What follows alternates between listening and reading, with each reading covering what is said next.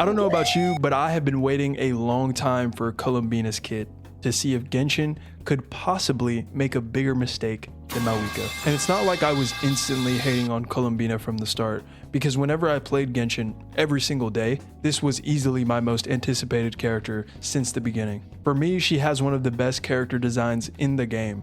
Her story was fleshed out very well in Nodcry, and she was obviously going to be a very powerful unit. Look at every release in the past of some of the most iconic characters, the Archons, and Durin. Just kidding, but he's actually stronger than most of these Archons. So if you're planning on getting the Dragon Boy that can't fly, then you're in luck. Today's video is brought to you by LD Shop, and I've recently started using their service because, yes, I'm extremely unlucky. So if you're looking to get the newest limited 5-star and Wuthering Waves, then look no further. And if you happen to play Genshin Impact or Honkai Star Rail, you can use it for those games too. With LD Shop, you can save money on the purchase you were already going to make anyways. And don't worry, it's extremely fast and reliable with a ton of great reviews. And all you need is your UID to top up, which is great because you don't have to give them a bunch of information just to make a purchase. Just navigate over to their website, select the game of your choice. In this case, because I'm a Kurobot, I have to choose Wuthering Waves. And as you can see, there is a ton of offers to choose from. We even have a $100 pack with a $25 discount. That's huge. Your first purchase will give you 15% off. Check out the link in the description to use my code for an extra 5% off. That stuff really adds up. So thank you so much to LD Shop for sponsoring today's video. We are now coming up on the year anniversary of Genshin's biggest hiccup and one of the Sons of Caledon. The 5.3 update is what really led us to where we are today. Really poor boss design, HSR level power creep, and character locked reactions. So let's actually take a look at the kit, and sadly I did get spoiled on the burst animation because I opened Twitter, which was already a mistake. There was my problem right there. But her burst animation is like 1 second long and pretty much has no movement. So it's pretty mediocre, and I know that might make some people mad, but I'm not gonna just lie to try to hype it up or anything. So I'm not going to read the kit word for word because Genshin loves to write the Declaration of Independence into a character kit, but she's a Hydro Catalyst character that has the same Variant Doom mechanic, which is the stacking mechanic that some of the other Nodcry units have. If you have at least one Variant Doom, when Columbina uses a charge attack, it won't consume stamina and she will do Lunar Bloom damage.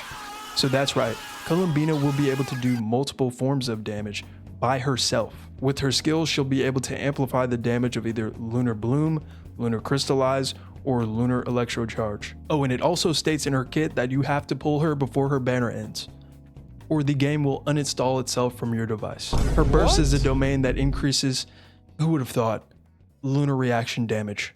So you know what this means.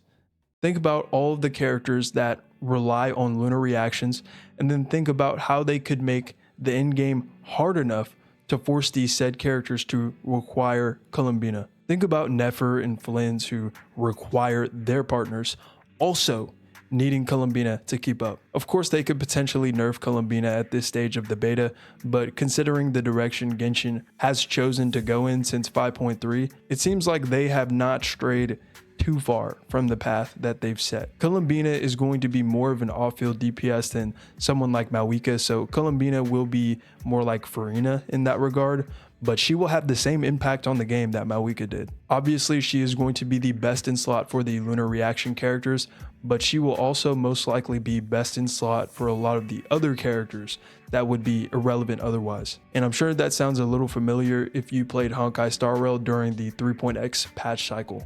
The release of Hyacin marked the day of one of the most must-pull units ever, and was the birth of the wheelchair team.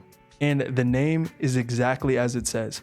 Hyacin and Tribi would literally carry anything to clear endgame content. This team composition would probably force Aloy to clear endgame content if she was in HSR. Tribi and Hyacin do so much buffing, damage, and healing that it would will a team to the finish line. It's funny because Jinglu and Blade got a quote-unquote buff, but their buff made them more easily slot into the wheelchair team. So you had to pull for them anyways. I believe that we are going to see the same situation in Genshin with Columbina. She will be the core of the next wheelchair comp from Hoyo. She's going to carry someone like Hu Tao, who's already getting hard carried by OP supports, and there's so many other issues in Genshin Impact besides the recent character releases. Like the dailies for me has been consistently one of the most annoying things about Genshin Impact. Every other major gacha title has a more convenient and faster daily system. Imagine telling one of your friends to hop on a game and then they're telling you, nah bro, I can't, I gotta do my dailies real quick bro.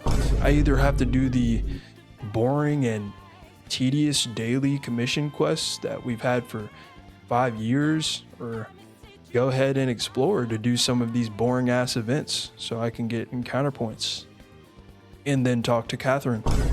Like, how does that sound? Well, actually, DG, they made a change where your encounter points are automatically claimed, so it's one less click of a button. Okay, buddy. So obviously, it's too early on in the beta to say anything crazy, but I like to call out patterns, and usually those patterns are consistent because that makes Hoyo the most money. I would be shocked if all of a sudden they tread away from the path that they've taken and all of a sudden stops caring about the best way to maximize profit.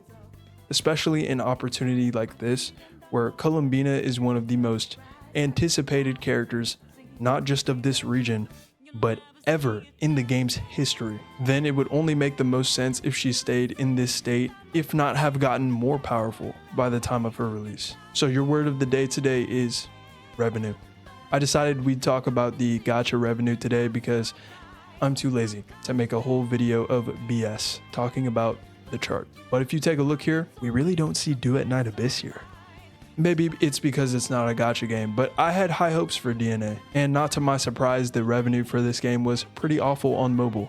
They didn't even touch 1 million because the performance on mobile is straight up terrible. Even on PC, the optimization was pretty bad, and as we do know, that does not go over too well for the launch of a game. Duet Night Abyss also has had pretty much no predatory monetization systems, so that's great for the players, but there isn't really that many ways to spend money on the game in general. You have the limited time Psyche skin, which is on a banner where the pity doesn't carry over for some reason, but for a gacha skin, it wasn't too impressive. And then you have pretty much the only other skin besides that, which was the universal Christmas skin. So if cosmetics were the main focus of monetization in this game, then I don't understand why they're not pushing more skins. So anyways, thank you for watching this far. If you have, peace.